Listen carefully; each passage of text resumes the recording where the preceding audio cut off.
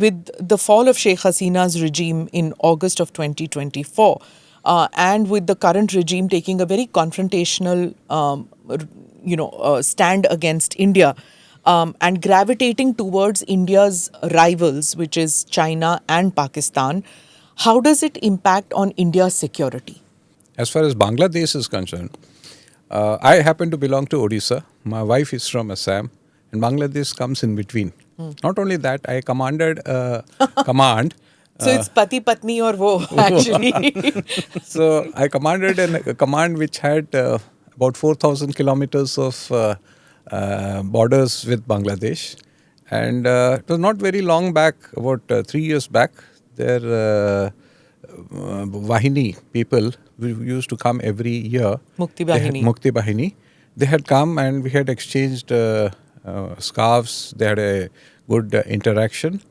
It came as a big shock to me when things started changing.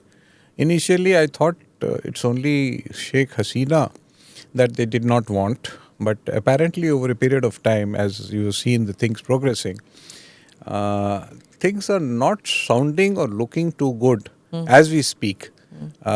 Hints are there that from not a hostile country, it has started becoming near hostile or in some cases even hostile acts. And something which had not happened, like we gave, I would say we facilitated the country to come, and the least we expect is for them to turn around and start blaming us for it. So it has come as a surprise, and as we progress, I will tell you how this change in stance of Bangladesh is going to affect our security in which way. So they have a 4,000 odd kilometer border with India, and its trade, everything is dependent on India. So do you think that Mohammad Yunus would really jeopardize his country's security as well as internal stability and the welfare of his people by antagonizing antagonizing India in such a manner? Do you think it's something that he hasn't factored in? If you ask me with a sane mind, if I were a Bangladeshi, and I would urge the chief executive not to follow the path that he and his people are following, primarily for the same reason as you said, because economics is a big thing. You have to look after the people of your country. It should not be like Pakistan, where they have forgotten about the welfare of the country and gone around creating massive amount of wherewithal as far as the armed forces is concerned. Because anything you buy, whether it's an aircraft or a ship or a shell, everything costs money and it has to come at the cost of something. And that something is the welfare of the people.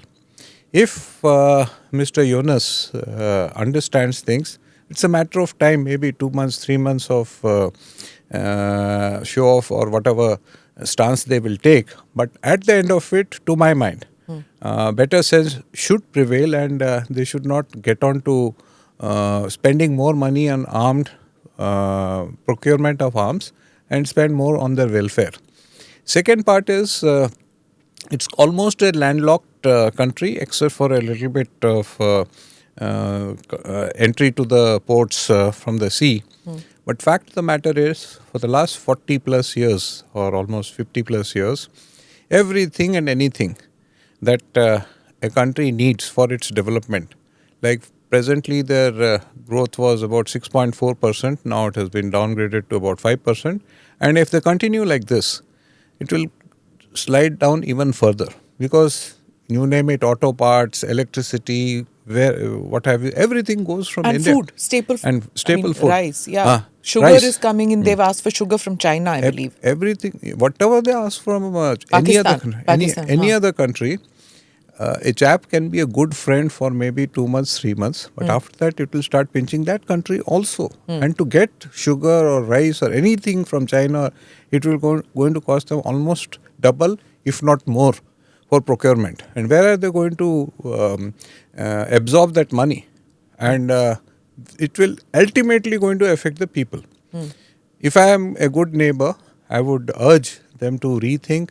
Belligerence a little bit is fine, just to keep the people happy to the extent possible.